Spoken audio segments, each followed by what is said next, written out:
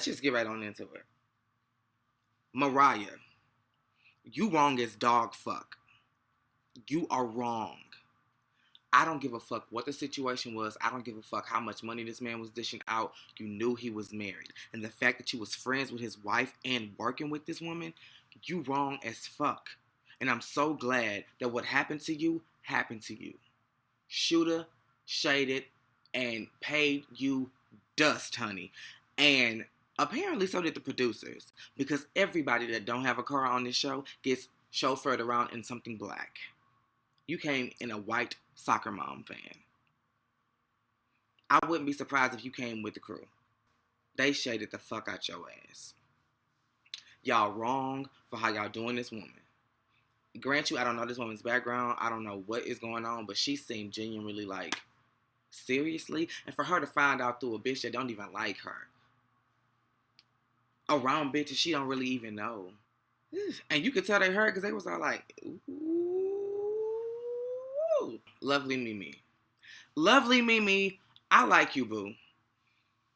And you have a lot of personality in your viral videos. Bring some of that personality even when they give you the script. Bring it. That scene you had with Mariah when she told you that she was fucking with Shooter was dry as fuck and it looked scripted as fuck. It looked so orchestrated. And first of all, why y'all couldn't talk while y'all was doing the motherfucking yoga? Because wasn't nobody in there.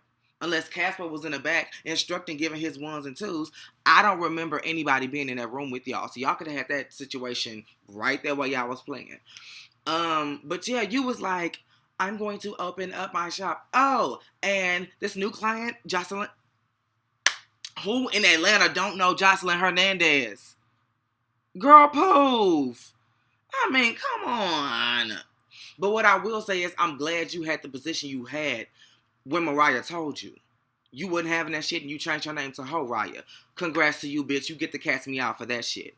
And I'm glad that even though you don't fuck with Sierra, you felt woman enough to say, as a wife, I respect you enough to let you know there's some shit you need to know. That was very big of you. And I respect you for that. Jock. No. Let me back up. While we at the event where she told you, Jocelyn, I hope this shit showed you that you have tarnished your brand in the city of ATL. Because, baby, didn't nobody come to your shit. You had the likes of Mama D, Dawn, Jessica Dime, and bitches that are new and are trying to keep their spot in the Love and Hip Hop franchise. So, baby, that hen has laid her last egg. It's over for you. Unless you really go on an apology tour and apologize to these women yourself. They don't want to hear from no third party. You betrayed them. You burnt the bridge with them. So you need to try to build it back up. Now, Jock. You, like a whole lot of other niggas, feel like you can do whatever the fuck you want to do and your baby mama can just deal with it. But as soon as she want to have a life too, it's World War number 3. Grant you, I agree with you. Rod is the last person she needs to be fucking with. But you didn't have to go off on her like that. Because she sat there as calm as a motherfucking cucumber when you told her about one of your one-night stands when you thought the baby was going to be yours. So at this point, I'm like, obviously she has a level of respect for you to say whatever you got going on is your business. You need to reciprocate that level of respect, homie. You better not have him around my kids. Have any of your bitches been around the kids? Stevie in this new house, y'all could have kept that. Y'all really could have kept that. But I will say this. I loved that you guys documented the reconciliation between he and his son. That was necessary, and in a show that has housed so much chaos, it's good to see some peace. That was a really positive scene, and kudos to y'all. I hope that the relationship continues to build, and I hope we continue to see that. Carly, Treasure. I stand by what I said about you since the first time I've said anything about you. I do not like you, and I'm so glad that Jock put you in your place. You feel obligated to speak on something that has nothing to do with you? No, you feel obligated to say anything and do anything to keep your position on this show, so you're willing to stir any pot at any time. But somebody needs to stir their foot up in your ass, because no.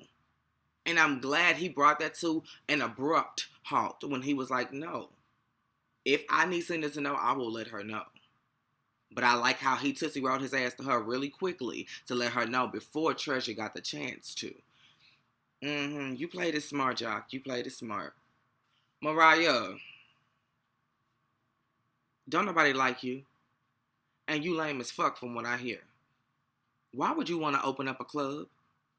Who gonna come? You have to have clientele. You have to have fans. You have to have people who like you to want to support you. Who gonna come? You got out the soccer mom van and you was like, so that's what we doing now? You lying on me? And I guess Sierra was like, bitch, I already know. Because she gave you a 1-2 swoop across the shoulder. And I guess that's when you was just like, well, fuck it then. It's out. But he still ain't admitting to shit. He damn sure ain't gonna admit to the fact that he had a relationship with you, because honestly, I feel like behind closed doors and when the cameras wasn't rolling, he told you, bitch, I'm never gonna leave my wife. You just some good pussy on the side. And you understood that. Because when you revealed the whole shit to Lovely Mimi, you said that he is one of your side niggas. So y'all both, you know. But now it came raining on your head, boo, and the shit didn't hit the fan. You done lost a job, you done lost your side money, and I'm sure you done lost a friend. They showed a clip from next week's episode, and they tried to talk, and baby Sierra hauled off and threw her purse across the table, so, baby, ain't no reconciliation with y'all. At least I don't see it. I want to see more Bam and Scrap. I don't know why. I want to see more of that, and I'm glad this episode wasn't about Kirk and Rashid and they shit. Mimi wasn't on this episode. Melissa, you like Sheree was the year before she got her peach back. Like, you there, but you not really there. You get what I'm saying? Like, so I really have nothing to say, because I don't feel like you got a storyline, so. Oh, and Rod. So let me get this straight. You got 2 girlfriends, and you still fucking with bitches on the side? And Jasmine, you were sitting there when he revealed to Jock that he and Cena were very close, and you sat there stone-faced. I'm convinced you're stupid. Unless next week they're gonna air a scene where you getting his ass about that shit and checking him on that. Nah, bitch, you still stupid because you agreeing to this man having a whole nother girlfriend. So I stand by what I said. You're stupid. I'm guessing that's really all that was going on.